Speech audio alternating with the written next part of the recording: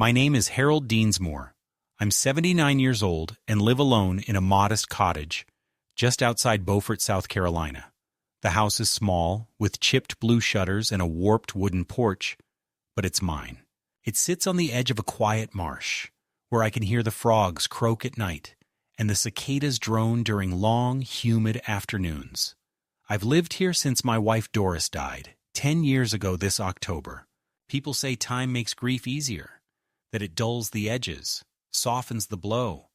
But for me, the silence has only grown louder with the years. Some mornings I wake up still expecting to hear her humming in the kitchen or clattering around with the coffee mugs. The sound never comes.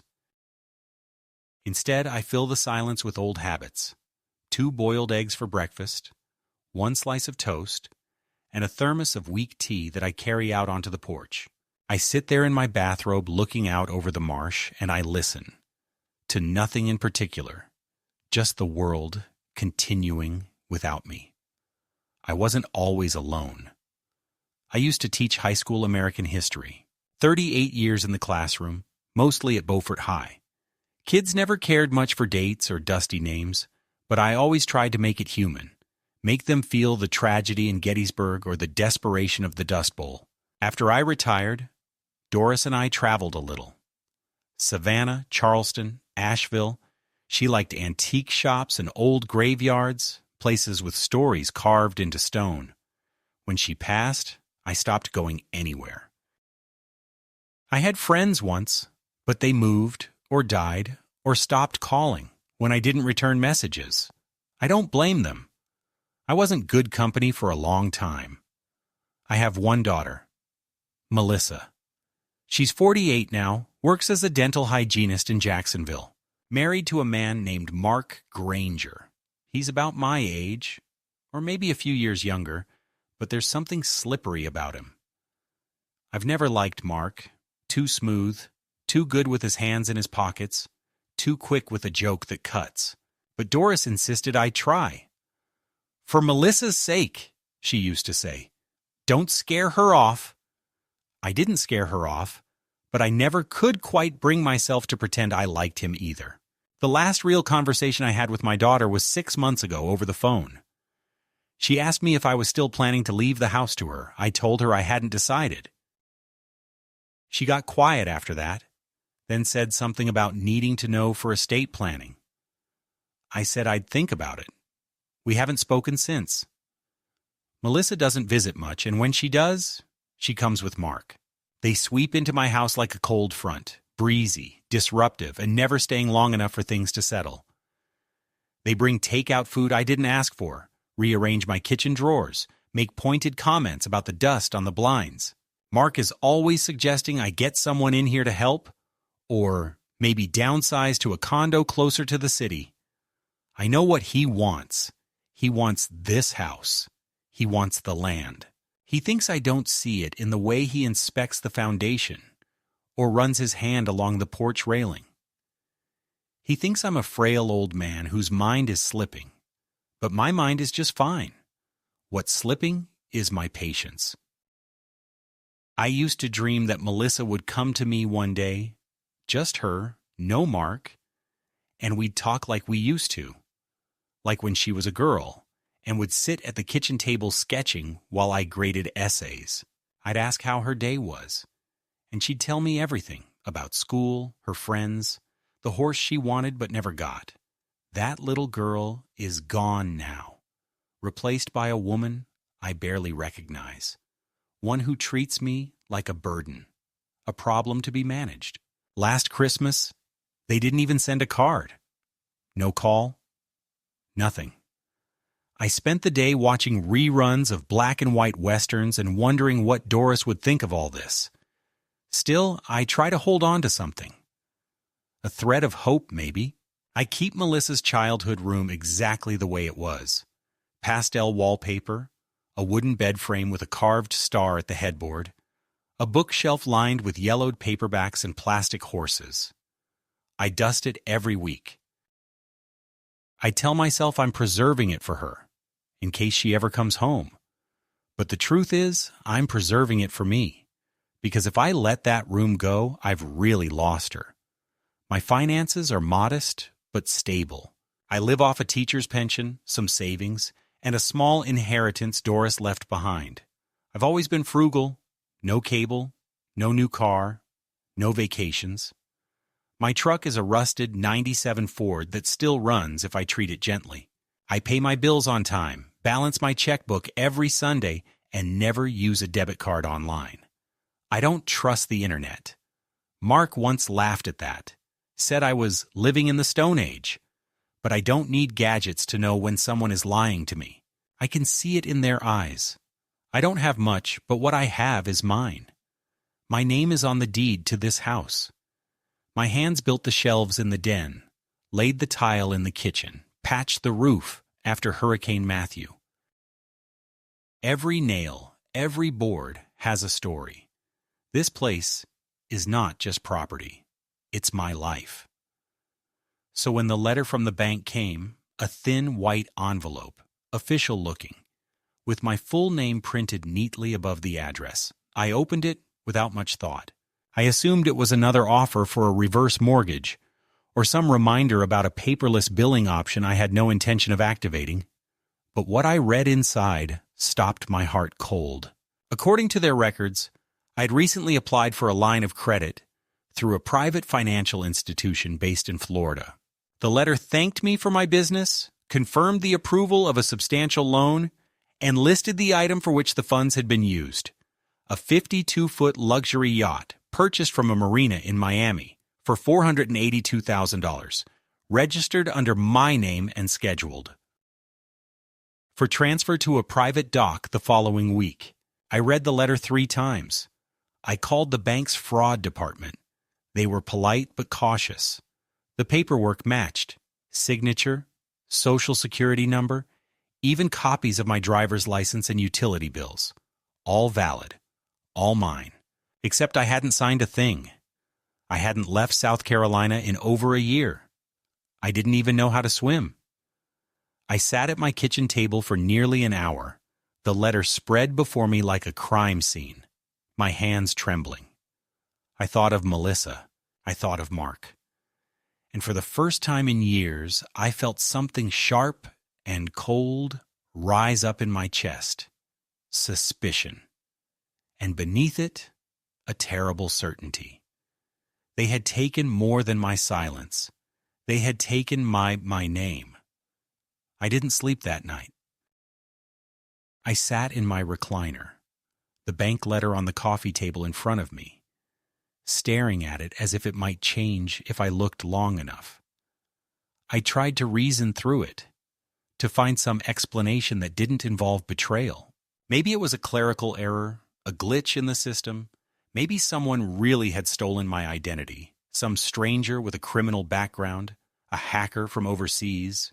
But as the hours crawled by and the room darkened around me, only one name kept circling back in my mind.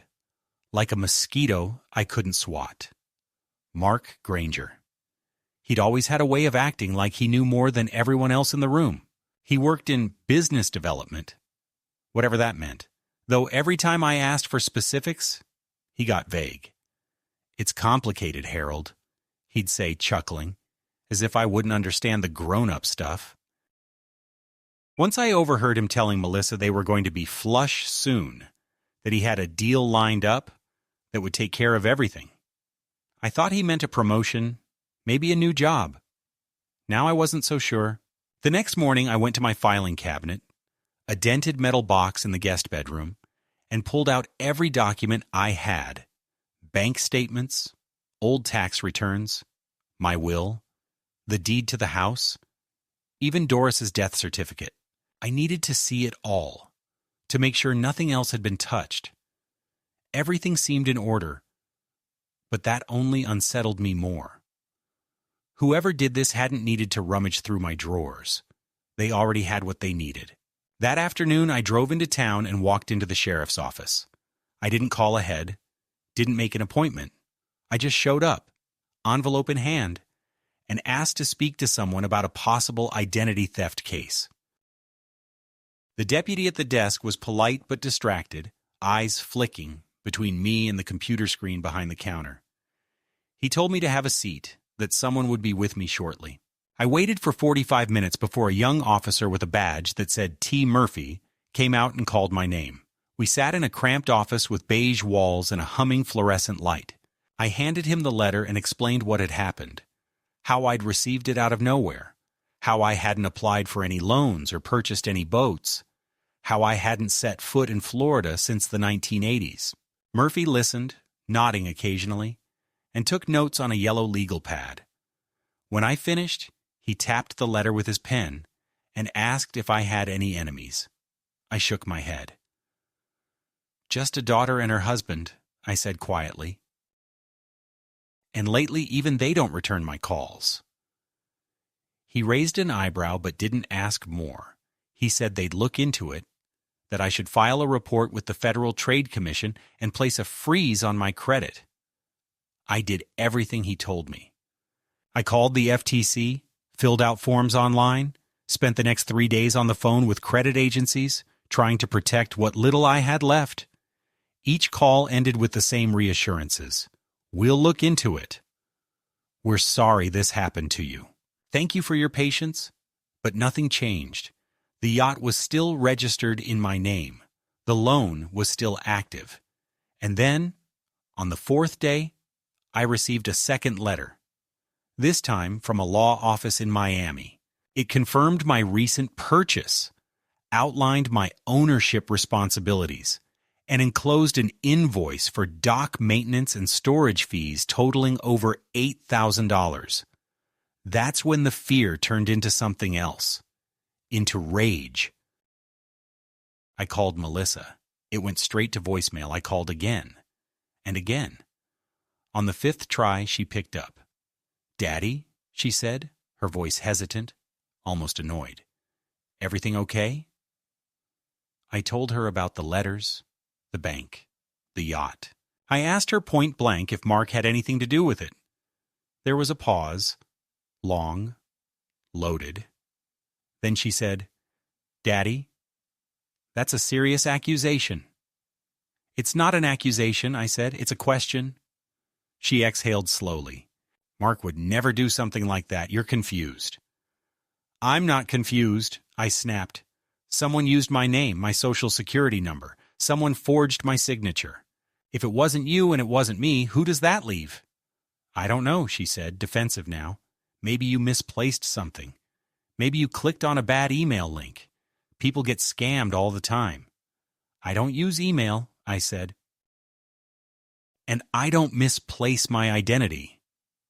She got quiet again. I could hear Mark's voice in the background, low and muffled.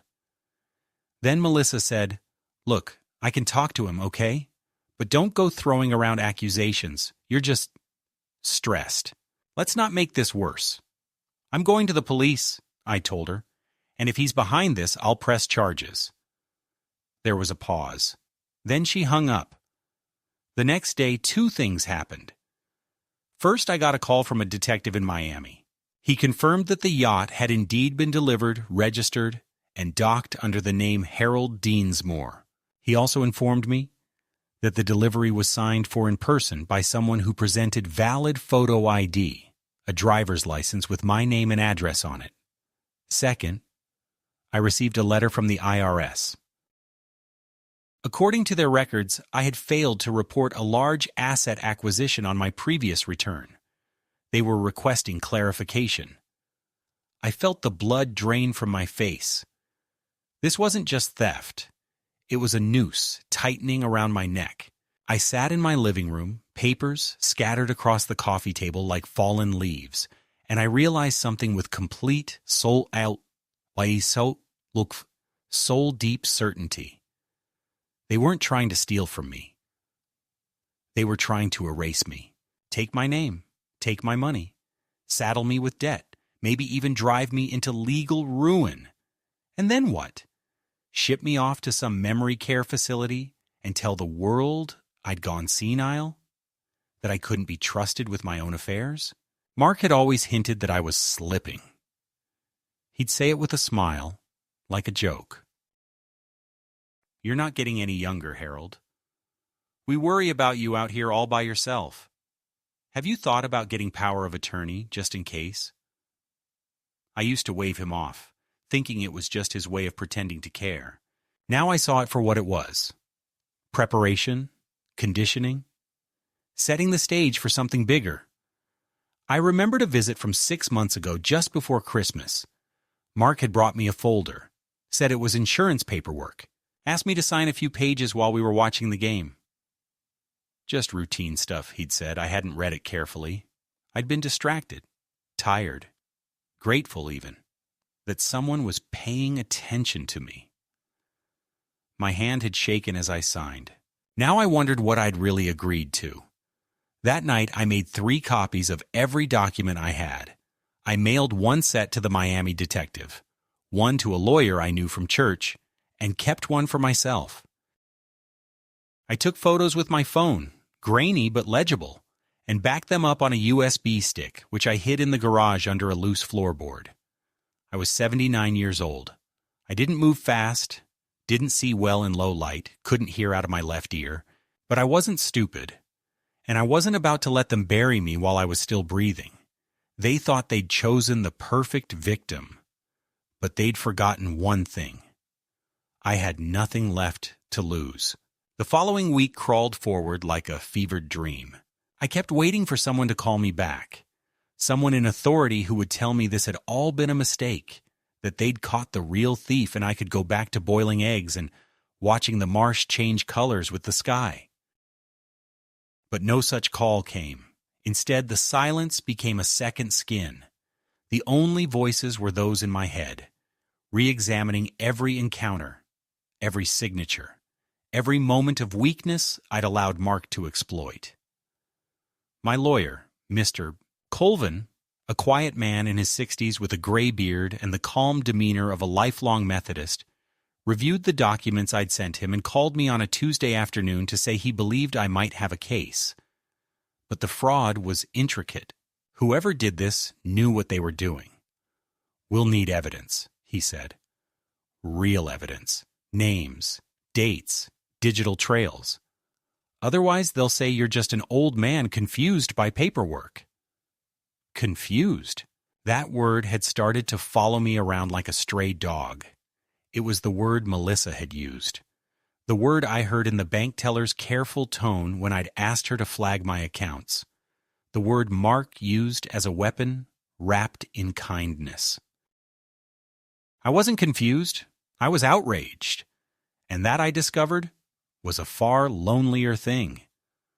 On Friday, I got a call from the Beaufort County Sheriff's Office. A different voice this time. Older, gruff. Sergeant Langley. He said they were following up on my identity theft complaint and had a few more questions. Would I be willing to come in? I said yes. I wanted to be helpful. I wanted to believe that if I just cooperated enough, showed enough reason and composure, someone would see the truth. That was my first mistake. Langley wasn't unkind, but he wasn't interested in my outrage either. He asked questions in a slow, deliberate cadence that made me feel like a suspect rather than a victim. Had I ever been to Florida? Could I have forgotten a trip? Had I given anyone access to my personal information? Was I on any medication that might affect memory? I answered every question truthfully. I said no, no, no. And finally, "Sergeant, if I were 20 years younger, would you be asking me if I was hallucinating my own bank records?" He didn't answer, just scratched something onto his notepad and closed the file. When I returned home, I found an envelope stuck in the storm door. No postage, just my name scribbled in black ink. Inside was a single sheet of paper, printed in a bold serif font that looked like it came from a corporate office. It read, "Harold, please stop this nonsense before someone gets hurt. You're not thinking clearly. Let it go." There was no signature, no return address. My hand trembled as I held it. The message wasn't threatening in the legal sense, not enough to take to the police. But I knew what it meant. It was Mark. It had to be. He was trying to scare me back into silence. And for a moment, just a moment, it almost worked. But then I remembered Doris. I remembered the way she used to say, "Don't let yourself be erased, Harold. We get erased enough by time. Don't help them do it." I put the letter in a plastic sleeve and tucked it into the back of the folder with the others. I wouldn't let it be the end of anything. The next morning, I called Colvin and told him everything. The letter, the visit to the sheriff's office, the tone, the questions. "They're setting the stage," I said. "I can feel it. They're trying to paint me as senile so they can control the narrative." He sighed through the phone, and for the first time I heard something like fear in his voice. "We need leverage," he said. "If they want to treat you like you've lost your grip, you need to prove you haven't. Start documenting everything. Every call, every letter, every memory you can corroborate. Build your own case, because if this goes to court, they'll use your age against you." So I became my own archivist. I started a notebook, spiral-bound, college-ruled. Every day I wrote what happened, what I ate, who I called, what I remembered. I called old friends, teachers I used to work with, even a few former students who had stayed in town. I asked them to write letters attesting to my mental clarity. Some did. Others hesitated. "It's not that we don't believe you, Harold," one said gently. "It's just hard to pick a side." Then, a week later, it happened. I was sitting on the porch after breakfast when a white sedan pulled into my driveway. Two men in suits stepped out, one tall and pale with slicked back hair, the other short and stocky, with a clipboard. They walked toward me with the casual authority of people used to being obeyed. "Mr. Deansmore?" the tall one said. I nodded. "We're from the Department of Adult Protective Services. We've received a concern from your family regarding possible cognitive decline and financial vulnerability." I stared at them, blinking slowly. "You're here to investigate me?" The short one nodded, glancing at his clipboard. "Just routine, sir. We received a report that you may be the victim of financial abuse and possibly unable to manage your affairs." "From who?" "I'm afraid that's confidential." I stood up slowly. "No. You don't get to come onto my property and interrogate me based on anonymous lies." They exchanged glances. "Sir, if you refuse to cooperate, we may have to escalate this to the court." "To the court?" I barked. "You think you're going to have me declared incompetent?" They didn't answer. Just handed me a business card and said they'd be in touch. That night, I barely slept. My chest ached. My mind raced. I imagined them coming back with a court order, dragging me out of my house, putting me in some sterile facility where no one knew my name. I'd seen it happen, to neighbors, to friends. The world had a way of turning old people invisible. Now I knew how quickly that invisibility could be weaponized. I called Melissa the next day. She didn't answer. I left a voicemail. Calm. Firm. "I know what you're doing. It won't work. I'm not going anywhere." No response. But 3 days later, I got a certified letter in the mail. It was from a lawyer in Jacksonville, representing Melissa and Mark. It requested that I consider voluntarily assigning durable power of attorney to Melissa for the sake of efficiency and protection. It was drafted in polite legalese. Was akin say wito o kinds, but the message was clear. Hand over control, or we'll take it from you. I sat at the table holding the letter, my tea going cold beside me, and I realized something that chilled me to the bone. They had already made the decision. In their minds, I was done. A senile old man to be managed, manipulated, discarded. All that was left was the paperwork. But I wasn't finished, not by a long shot. The heat that day was unbearable, thick and pressing like a damp wool blanket wrapped around my shoulders. I'd spent the morning going over every bank statement from the past 2 years, cross-referencing transactions, highlighting anything I didn't recognize. There weren't many anomalies, Mark was too clever for that, but I noticed a series of small, consistent digital withdrawals from an account I'd forgotten I even had. An old mutual savings account I'd opened when Melissa was in college, one she had access to for emergencies. Over the last 6 months, nearly $15,000 had disappeared in irregular intervals. I never gave permission for that. I hadn't even looked at the account in years. The betrayal deepened with every line I read until it was no longer a question of doubt. It was arithmetic. Proof. By noon, the house was too hot to think. The AC had gone out the week before, and I couldn't afford to have it repaired until my next pension deposit. I poured a glass of water and sat by the screen door in the back, where at least a thin breeze sometimes stirred the curtain. That's when the phone rang. It was Sergeant Langley again. He asked if I could come in, said there'd been a development in my case. For a moment, hope sparked inside me. Maybe they'd found evidence of fraud. Maybe they had proof, finally, that I was the victim, not the perpetrator. I drove into town in a daze, heart fluttering between dread and anticipation. Langley met me at the front of the station, this time with another officer in tow. I followed them down a hallway into a dimly lit office with no windows. The atmosphere shifted the moment the door closed behind me. Langley asked me to sit, and when I did, he placed a folder on the desk between us. "Mr. Deansmore," he began, "we've received reports and supporting documents indicating that you applied for and approved financing for a high-value maritime vehicle under your name. We have a signature match, a photo ID, and verified transactions." I stared at him. "I told you already. I didn't sign anything." "I understand," he said flatly, "but I need you to know that based on the evidence submitted, the state of Florida has issued a warrant for questioning. You're not under arrest," he added quickly, "but we do need you to remain available for further investigation." My mouth went dry. "You think I did this?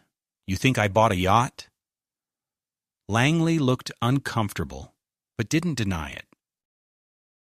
The other officer, a younger man with a skeptical expression and arms crossed too tightly, shifted his weight, clearly waiting for a confession that wasn't coming. "I'm 79 years old," I said. "I don't even have a passport. I haven't traveled farther than Charleston in a decade. Why would I need a damn yacht?" "That's what we're trying to understand, sir." "No," I said, standing. "That's what I'm trying to get you to understand. I've been set up. Someone forged my signature. Someone used a fake ID, and I know exactly who." They asked me to calm down, to sit, but I refused. I said what I'd held back for weeks, that my daughter's husband had access to my papers, that he'd manipulated me into signing things without reading them, that he'd made snide comments about my memory, tried to push power of attorney, that Melissa had gone along with it, turning a blind eye, or worse. Langley listened, his expression unreadable. When I finally ran out of breath, he nodded slowly. "We'll take your statement, but I need you to understand that without direct evidence, digital logs, surveillance, email trails, it's going to be your word against theirs, and they've already submitted several affidavits attesting to your declining faculties." That word again. Okay, declining. I went home shaking. My hands wouldn't grip the steering wheel properly, and I had to pull over halfway there just to catch my breath. I sat on the shoulder of the road, head pressed against the wheel, and I thought about calling Melissa, not to beg, not to yell, just to ask why. Why she'd chosen this path. Why she'd allowed the man she married to devour the father who raised her. But I didn't call. I couldn't. There was no answer in her that wouldn't hurt more. Instead, I called Colvin. I told him everything. He was quiet for a long time before speaking. "Harold, I think it's time we stop playing defense." "What do you mean?" "I mean we go on offense. If they're trying to paint you as mentally incompetent, we get ahead of them. You undergo a full psychological and cognitive evaluation, voluntarily, from a third-party specialist. That way, if they try to use their affidavits in court, we can hit them back with verified medical proof that you're of sound mind." "And if I fail?" I asked, suddenly afraid. "You won't," he said firmly. "I've known you for 15 years. You're more lucid than most people half your age." So that's what I did. I spent the next week undergoing evaluations, neurological, psychiatric, even physical. I answered questions for hours, repeated sequences backward, drew shapes from memory, recited word lists, told stories. At the end of it all, I sat across from a middle-aged doctor with sharp eyes and a clipboard. "Mr. Deansmore," she said, "I see no reason to question your mental capacity. You're articulate, observant, and cognitively stable. I'll issue the report in writing. You'll have it by Monday." When I stepped out of her office into the late afternoon light, I didn't feel relief. I felt cold clarity, because now I knew with absolute certainty that I wasn't the one falling apart. And that meant they were. The people I'd loved, trusted, were gambling everything on a lie. And now, I had the tools to pull the whole damn thing down. The official medical report arrived on Monday afternoon, printed on crisp letterhead and signed by 3 specialists, each attesting in unemotional, clinical language that I was of sound mind, cognitively stable, and legally competent to manage my affairs. I held the document in my hands like a shield forged in fire, not just paper, but evidence, objective, undeniable, final. It was the first real weapon I had, and I intended to use it. I made 3 certified copies, filed one with Colvin, stored one in a lockbox in my closet, and tucked the 3rd into the inside pocket of my jacket. I began carrying it with me everywhere, like a passport back into a life that had been quietly revoked without my consent. That same evening, Colvin filed a formal response to the letter Melissa's lawyer had sent, the one requesting I consider assigning power of attorney for my own protection. We attached the evaluation, in legal language as dry as sand. We made clear that not only was I competent, but that any further attempts to interfere with my autonomy could be construed as harassment and coercion. It was a warning shot, and for a few days the silence returned. No calls, no letters, just heat and humming fans, and the occasional noise from a raccoon rooting through the garbage. But I knew better than to trust quiet in a war like this. The calm was always just the lungful before the next blow. And now it came on a Thursday morning. I had just returned from the pharmacy, where the clerk, bless her, had given me a discount after hearing my name. "My dad had you in 11th grade, she said. "He still talks about the Supreme Court unit you taught." That memory should have warmed me, but I barely had time to process it, because when I opened the mailbox, there was another letter, this one from the Florida State Tax Authority. According to their system, I was under investigation for failing to declare a high-value asset purchase, a yacht, and for allegedly using it for commercial gain without proper licensing. In other words, they believed I was running some kind of business off that boat. I stood at the edge of the road, reading the letter twice, then 3 times, my pulse thudding in my ears. This wasn't just financial theft anymore. This was tax fraud. Federal. I went inside, faxed the letter to Colvin, and poured myself a drink I hadn't touched in years. Doris would have scolded me for that, but I needed something to dull the edges of the fear climbing into my throat. An hour later, Colvin called. "They're escalating," he said. "This isn't just a con anymore. They're burning the house down." I asked him what we could do, and his voice shifted in tone. Less lawyer now, more friend. We open everything, every account, every deed. We find out exactly how deep this goes. So that's what we did. Over the course of the next 10 days, we dug through layers I didn't know existed. The stolen funds from my dormant savings account were just the beginning. Mark had used my name to apply for multiple lines of credit from private lenders in states I'd never set foot in. Small loans, each just under reporting thresholds, designed to fly under the radar. He had routed the funds through shell accounts before using them for expenses that had nothing to do with me. Luxury car rentals, designer electronics, even a temporary lease on a penthouse condo in Miami, all paid under the guise of consulting, business development. But what shook me most was what Colvin discovered about the house, my house. The deed, which I thought had been unaltered since Doris passed, had been modified 6 months earlier. I had been removed as sole owner. In my place, a joint ownership agreement had been filed, adding Melissa as co-owner with survivorship rights. I stared at the scan Colvin sent me, mouth dry. That can't be right, I said. I never signed anything. But the signature was there. Mine. Or something that looked like it. It's forged, I said. It has to be. We'll have to prove that, Colvin said. Forensic handwriting analysis, possibly a criminal investigation.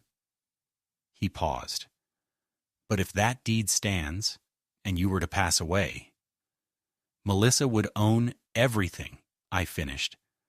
I hung up and sat at the kitchen table until the light outside had shifted from gold to gray. I thought about the Thanksgiving when Melissa was 10 and drew a handprint turkey for the centerpiece. I thought about the night she stood in my bedroom doorway after Doris's funeral, asking if I was okay, and I told her I'd never be okay again. I thought about the time I helped her move into her dorm, carrying boxes up 3 flights of stairs in the August heat, and how she hugged me tighter than she had since she was a little girl. I remembered all of it, and none of it made sense anymore. The next morning, I went to the bank. I asked to speak to a manager. I sat across from a young man in a navy suit with perfect hair and a nameplate that read J. Patterson. I explained the situation. I showed him the evaluations, the stolen account records, the forged deed. I asked to see every account where Melissa had any shared access. He pulled up the records and clicked around with furrowed brows. "There is one joint account, sir," he said. "Created in 2003. You're both listed as equal owners." "Close it," I said. He hesitated. "There's currently a balance of $22,000. Transfer it to my name only, then close it." "I'll need your daughter's consent for that." "You won't get it. Do it anyway. And if she sues, I'll sue back. And I'll win." I think something in my voice, perhaps the steadiness of it, made him nervous. He nodded slowly. "I'll escalate it to our legal department." "You do that," I said, and walked out before he could say another word. That afternoon, I changed my phone number. I got a new email address. I forwarded all financial correspondence to Colvin's office.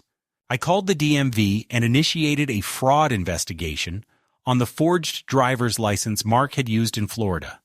I sent copies of every forged document to the Miami detective, who by now knew me by name. And then, with my last ounce of emotional energy, I packed a suitcase and drove to Savannah, where I checked into a modest hotel under a different name.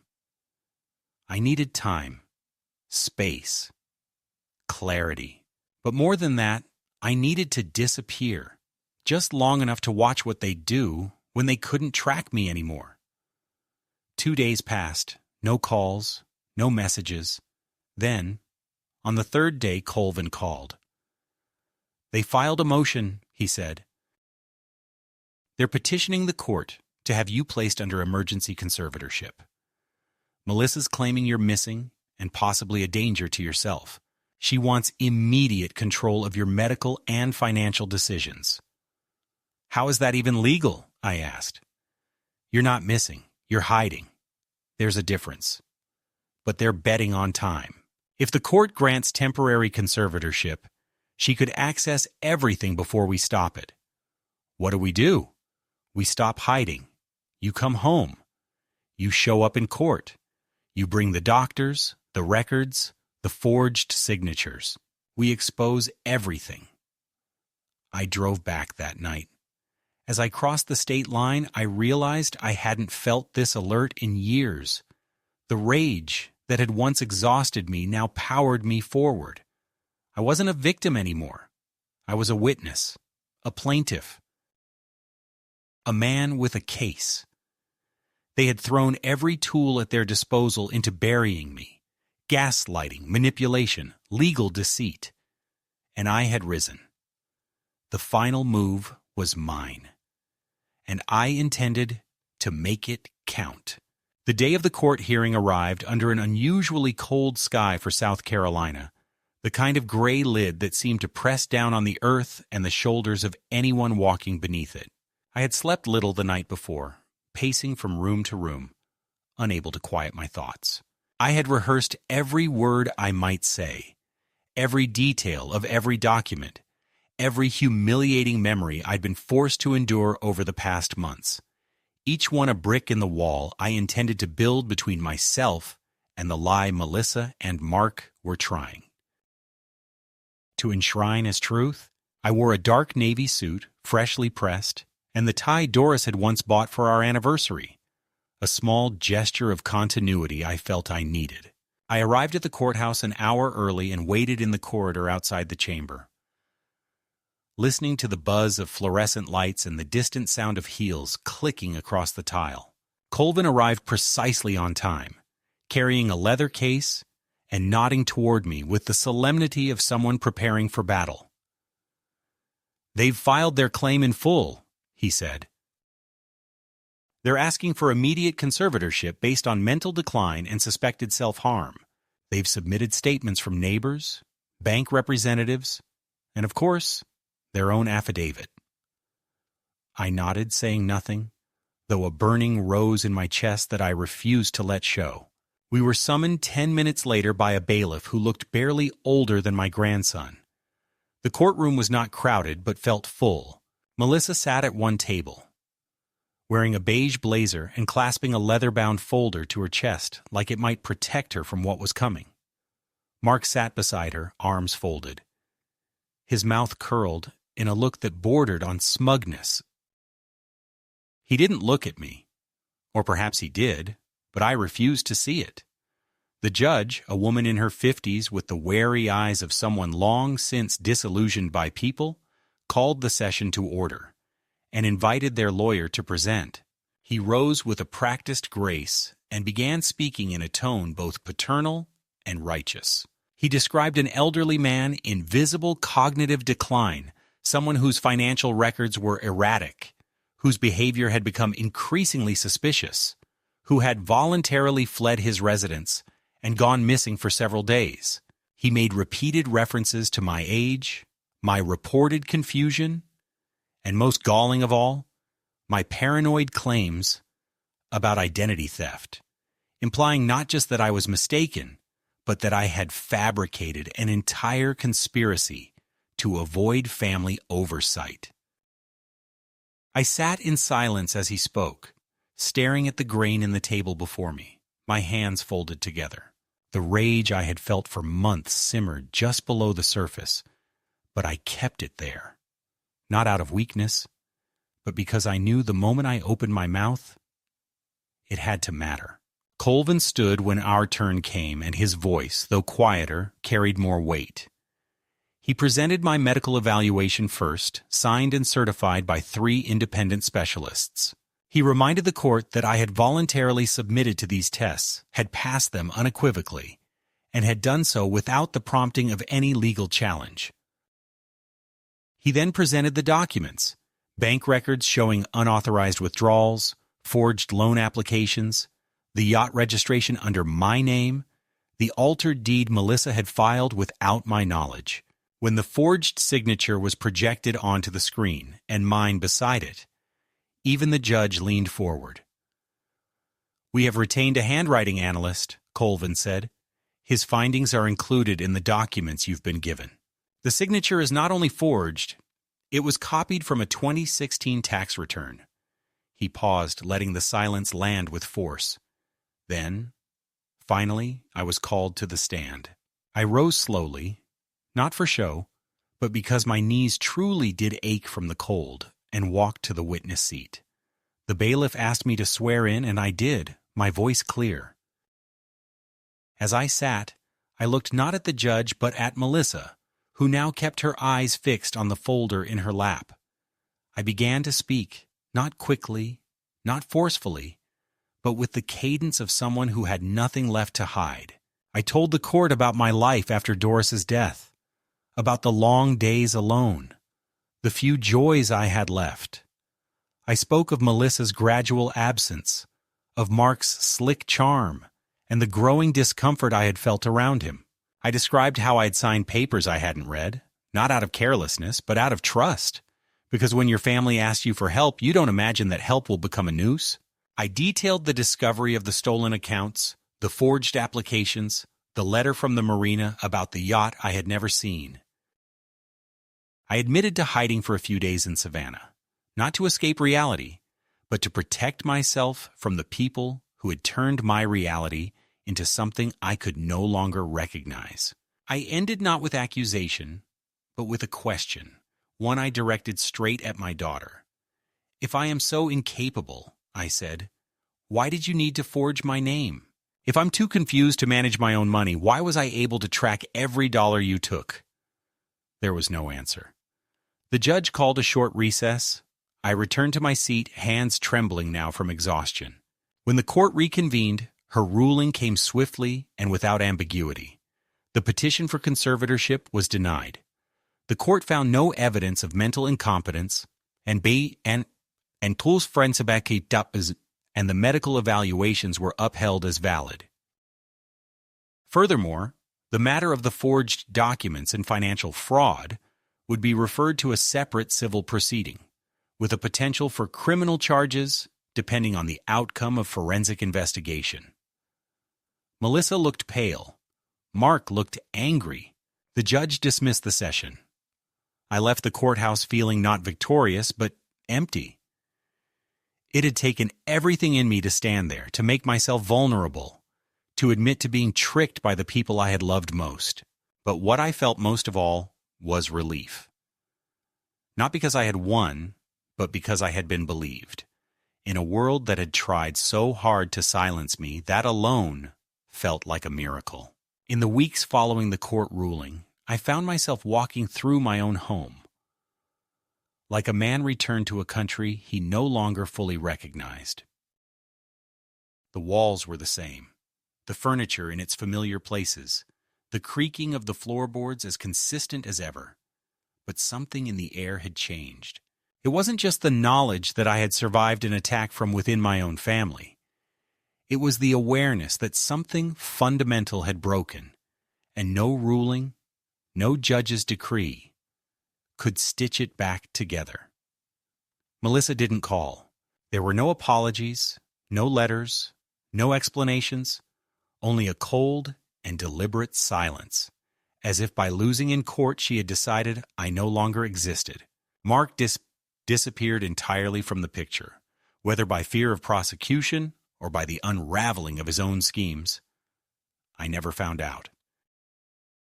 Colvin informed me that an investigation had been opened by the Florida authorities into the financial misconduct, and that the yacht had been seized as evidence. There was a possibility that Mark could face criminal charges for fraud, identity theft, and forgery. But the wheels of justice turned slowly, and I had already learned not to expect them to repair what had been taken. I began making changes.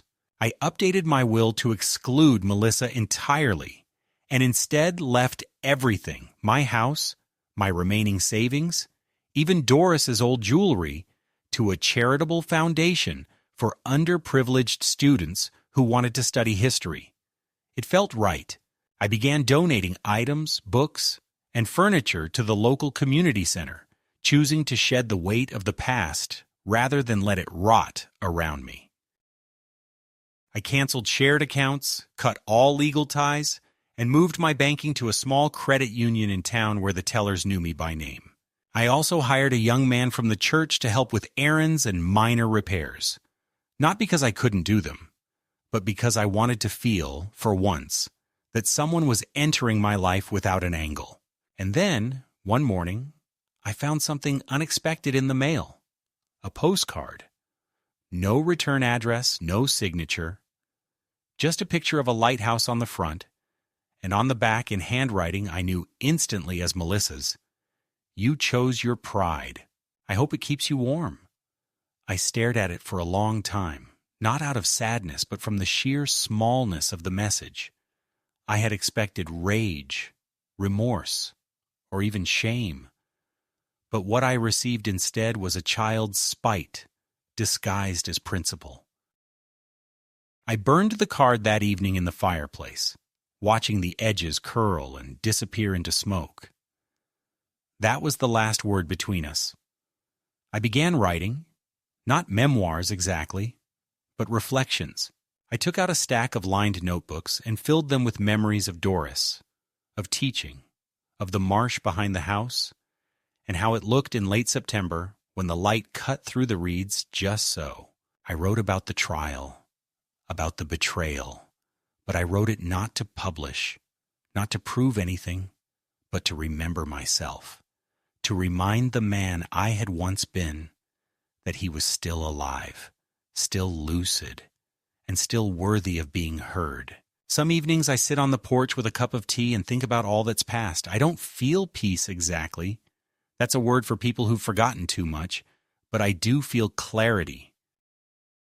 I understand now that being old doesn't mean being helpless, that dignity is not something others give you.